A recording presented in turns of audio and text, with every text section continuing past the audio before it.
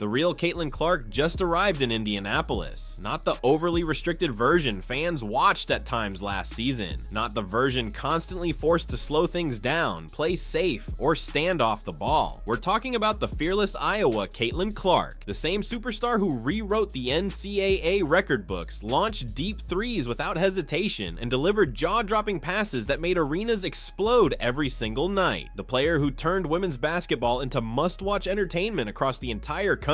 That version of Caitlin Clark stepped onto the floor at Gainbridge Fieldhouse against the Nigerian national team, and it did not take long for everyone to feel the difference. In only 12 minutes and 48 seconds of action, Clark completely changed the energy inside the building and reminded the basketball world why she remains the biggest attraction the sport has ever seen. Just look at the numbers. She finished 3 of 4 from the field, knocked down 2 of 3 from deep, scored 12 points, added 4 assists, grabbed a steal, and posted a plus 12 while barely playing over 12 minutes. Every possession felt dangerous. Every touch created excitement. And most importantly, she looked like she was finally having fun again. This was the Caitlin Clark fans fell in love with at Iowa. The confident shot maker pulling up from absurd distances without fear. The playmaker threading impossible passes through traffic. The superstar playing free, fast, and aggressive instead of hesitant or controlled. And that should terrify the rest of the WNBA because the league now has only 7 days before the regular season begins. If this preseason performance was any indication, a storm is heading toward the entire league. What happened tonight at Gainbridge Fieldhouse was much bigger than a simple preseason victory over Nigeria. It felt like a warning shot to the rest of women's basketball. Caitlin Clark looks fully unlocked again, and the timing could not be more dangerous for everyone standing in Indiana's way.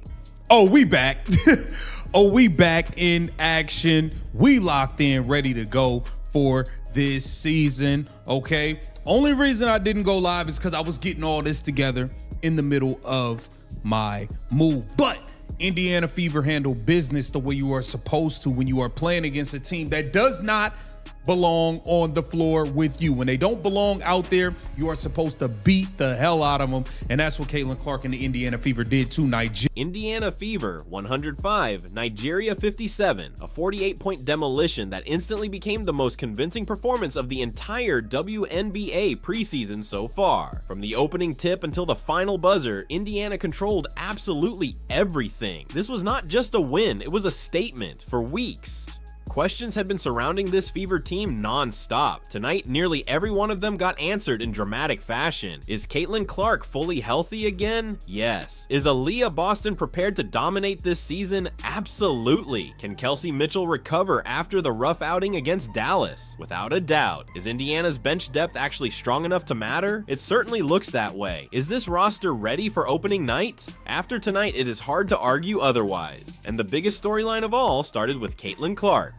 The moment she stepped onto the floor, she looked completely different from the version fans had been watching recently. Her movement was smoother, quicker, and far more confident. The hesitation was gone. The explosiveness was back. Her jumper looked effortless, her passing was perfectly timed, and every possession carried a level of control that had been missing earlier in preseason play. More importantly, Clark looked mentally free. She was not worrying about the ankle issue from the Dallas game. She was not pacing herself or avoiding contact. She was simply playing basketball again, and you could see the joy all over her face. That aggressive, fearless energy is exactly what head coach Stephanie White has been asking for, and the impact was immediate. In less than 13 minutes, Clark scored 12 points on 3 of 4 shooting, hit 2 of 3 from beyond the arc, added 4 assists, and completely dictated the pace of the game before White pulled her because Indiana no longer needed her on the court. The game was already out of reach, and when you combine her last 2 preseason performances, the numbers become genuinely scary for the rest of the league. Against Dallas, Clark dropped 21 points while shooting 4 of 6 from the field. Against Nigeria, she followed it up with another hyper-efficient performance, going 3 of 4 for 12 points. Altogether, she has gone 7 of 10 across her last 2 preseason appearances. That is 70% shooting from the field. This is the same player who looked rusty in her return against New York, where she struggled through a difficult shooting night, but now the rhythm has clearly returned. The pre-built shooting mechanics she worked on with Brandon Payne suddenly look completely natural, and opposing defenses should be very concerned about what comes next. Last season, Clark's three-point shooting percentages became a constant talking point. Right now, that conversation is changing fast. Over the last 2 games, she has knocked down 4 of 7 from deep, shooting 57% from three-point range. And these are not casual practice shots in an empty gym. These are live game situations against professional defenders whose entire game plan is centered around slowing her down. But as impressive as Clark looked, the most important part of Indiana's performance may have happened when she was sitting on the bench, because hidden underneath the blowout score was an even bigger story about this Fever team, and it could end up changing the entire outlook of their season.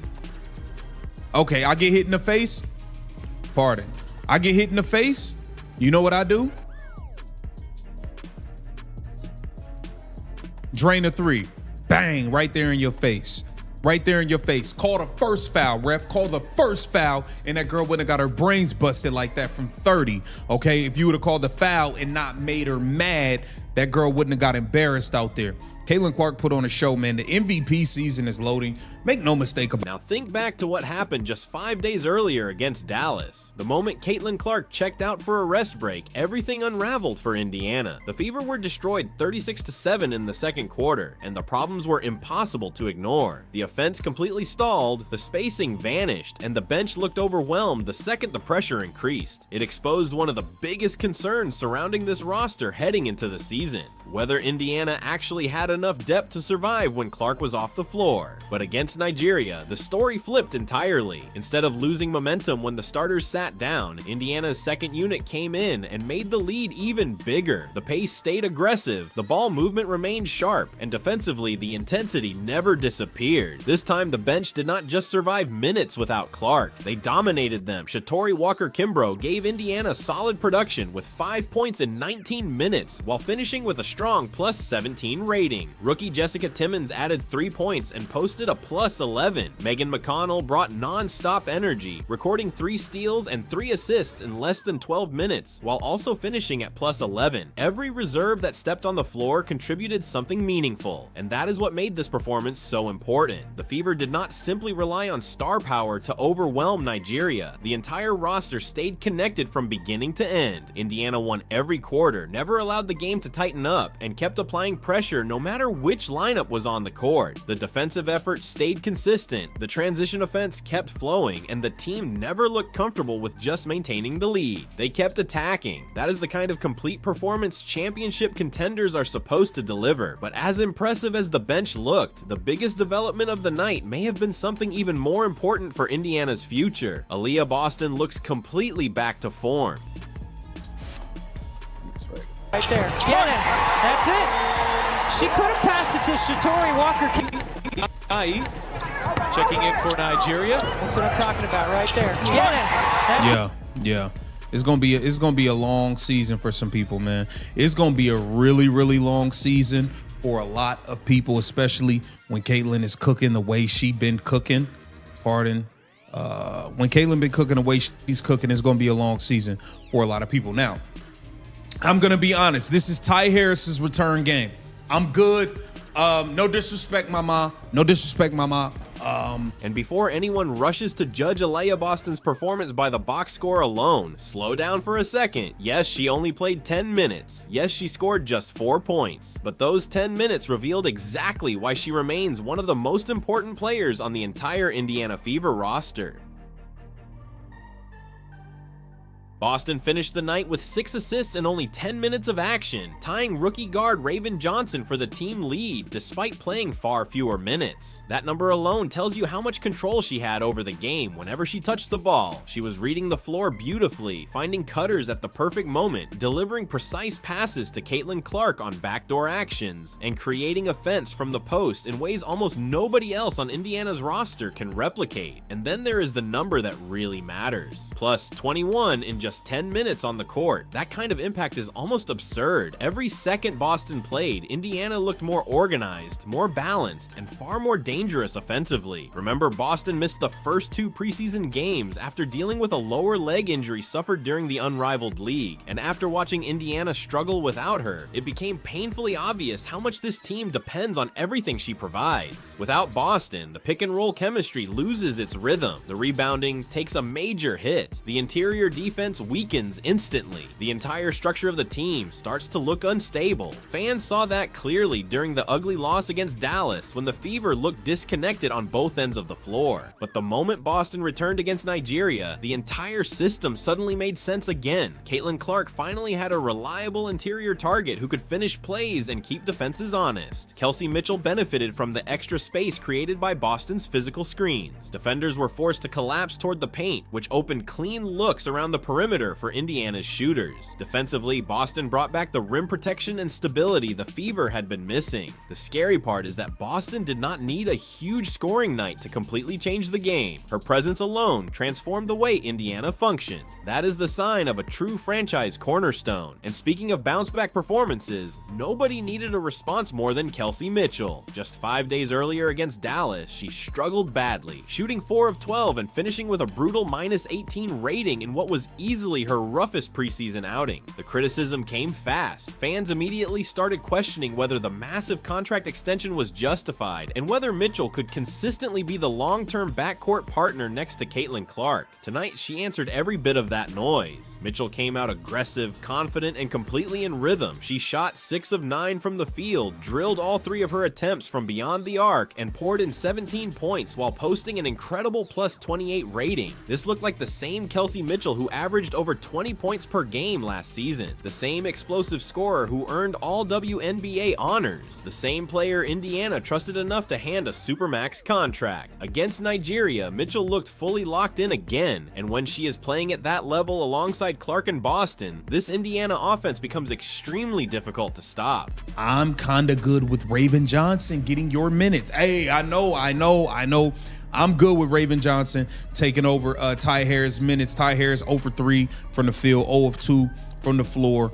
I don't think Ty Harris brings what Raven Johnson brings to the floor defensively, the tenacity. I just think I would rather Raven Johnson get those backup minutes over Ty Harris. But you know, Stephanie White, experience trumps all. When Caitlin Clark and Kelsey Mitchell are both locked in offensively at the same time, the Indiana Fever suddenly become one of the hardest teams in the entire WNBA to defend. The chemistry between those two guards is starting to look exactly like what many people hoped for when this roster was built. Clark creates chaos and Mitchell cashes in on it. Clark attacks defenses with her vision, deep shooting range, and ability to force multiple defenders into impossible decisions. The second team start collapsing toward her. Mitchell becomes deadly. One quick pass, one moment of hesitation from the defense, and Mitchell is already firing before defenders can recover. Her release is so quick that even good defensive positioning often does not matter. That is what made this performance so dangerous for the rest of the league. Clark's gravity bends the entire defense out of shape, while Mitchell punishes every mistake created by that pressure. And when both players are shooting above 60% in the same game, there may not be a defensive strategy capable of slowing Indiana down consistently. Against Nigeria, the Fever offense looked explosive, fast, and nearly impossible to contain. But another major storyline continues developing quietly in the background, and that is rookie guard Raven Johnson. Coming into preseason, she faced heavy criticism and non-stop questions about whether she truly fit this roster. So far, she has responded with mature, efficient basketball. Against Nigeria, Johnson finished with 9 points, 7 assists, and 6 rebounds in only 16 minutes while shooting 3 of 6 from the field. Across 3 preseason games, she has already produced 18 points, 18 assists, and 12 rebounds.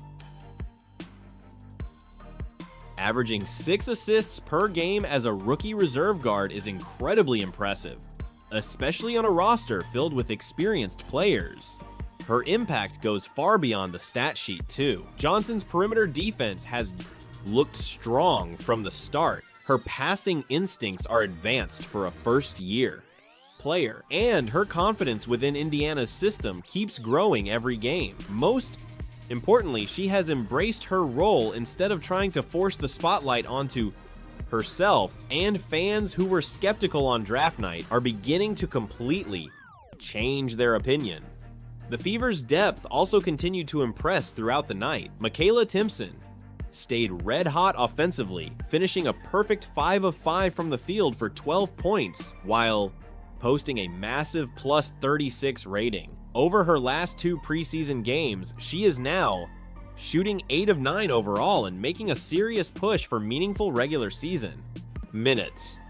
Damiris Dantas delivered one of her best performances as well, scoring 16 points and knocking down 4 of her 6 attempts from three-point range. That kind of shooting gives Indiana a dangerous floor spacing option in the front court that could create major matchup problems. Monique Billings stayed efficient in limited action, going a flawless 3 of 3 while adding 7 points. Sophie Cunningham brought toughness and energy on both ends, scoring 8 points on 75% shooting and finishing with an outstanding plus 34 rating. What stood out most was the complete team effort. Nearly every player who touched the floor made a positive impact, and almost the entire roster finished with a positive plus-minus rating. That is exactly what dominant teams are supposed to look like. And when you step back and look at Indiana's entire preseason, the progression becomes obvious. Against New York in the opener, Clark looked rusty and struggled shooting, but the Fever still won comfortably because of their depth. Against Dallas, Clark exploded offensively with 21 points, but the supporting cast fell apart and Indiana lost badly. Then came the Nigeria game where everything finally clicked together at once. Clark played efficiently, Aaliyah Boston returned to stabilize the lineup, Kelsey Mitchell bounced back in a major way, and the Fever responded with a complete 105-57 destruction. For the first time all preseason, Indiana looked like a fully connected basketball team, and if this version of the Fever carries into opening night, the rest of the WNBA has a serious problem on its hands. Clip. Shots, I think you're unplayable. I still think you are just unplayable defensively. But Damiris Dantas did have a good game. She knocked down shots. She had 16 points on 5 of 9, shooting 4 of 6 from 3, 5 rebounds, 3 assists in 23 minutes. So it's good to see Dantas getting in a rhythm, seeing some shots go in, getting that confidence going, because that is going to be something that the Indiana Fever need going forward. Now, Raven Johnson, who I feel like should be playing over Ty Harris, she had 9.7 rebounds. Everything about this Indiana Fever team is trending in one direction, up. Caitlin Clark has looked sharper, calmer, and more comfortable with every game she has played. The roster around her has grown more connected and more stable with each passing matchup. Even the bench unit, once a major question mark, is starting to look dependable, confident, and ready for real minutes. And now, with just 7 days left until opening night against the Dallas Wings on national television, Indiana is heading into the regular season with real momentum. Behind them, the health is improving, the chemistry is building, and at the center of it all is a generational talent in Caitlin Clark, who looks fully prepared to take a massive leap in her second season. The Iowa version of Caitlin Clark is back in full force. Aaliyah Boston is healthy and anchoring the paint again. Kelsey Mitchell is locked in and playing with confidence. Raven Johnson is quietly proving she belongs. Sophie Cunningham is bringing toughness and edge. Michaela Timpson is emerging as a real contributor, and after a 4-8 point preseason blowout, the entire WNBA has officially been put on notice. May 9th, Dallas Wings, ABC National Television, the opening night of the WNBA's 30th season, and the message coming out of Indiana could not be clearer. This team is dangerous. This team is confident, and this league might not be fully prepared for what is coming out of Indianapolis. It is officially go time. This is WNBA Pro.